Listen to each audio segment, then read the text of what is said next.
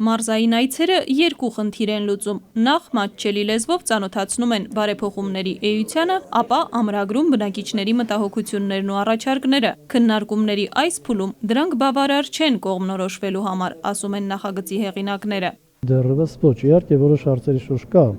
հստակություն դատական համակարգի, ասենք երկաստիճան թե երաստիճան, այս հարցերում կան արդեն հստակություններ, մենք ունենք նաև դատական համակարգի ներկայացների դիրքորոշման, մասնագետների դիրքորոշման,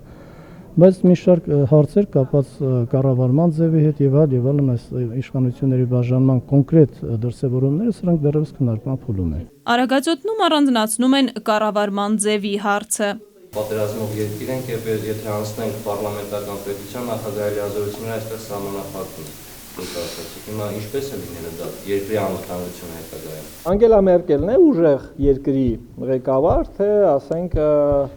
Հոլանդը։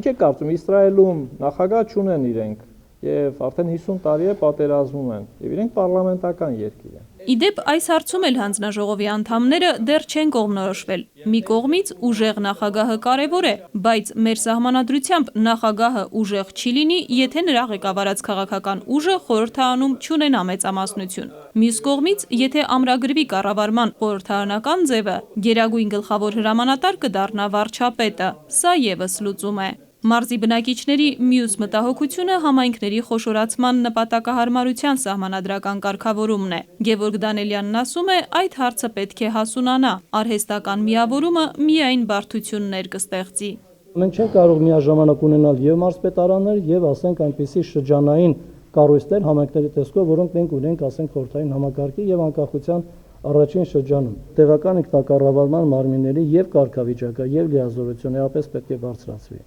Օրենսդիր մարմին ունենալով անմիջական ժողովրդավարության ինստիտուտի հանրաքվեի ակտիվացումը վիճահարույց մյուս խնդիրն է։ Հայեցակարգի հեղինակները կարծում են, հանրաքվեներով ճիշտ է կարգավորել արտաքին քաղաքական խնդիրները, որպեսզի դրսից ճնշումների պարագայում քաղաքացիական հասարակության ձայնը հակակշիռ դառնա, իսկ ներքին հարցերը նպատակահարմար է լուծել օրենսդիր գործադիր քննարկումներով։ Սահմանադրական բարեփոխումների հայեցակարգը արագածոտնից հետո կքննարկվի Լոռու մարզում։ Աննա Բալյան, ՀԱՐՊ Միքայելյան, ժամը լրատվական։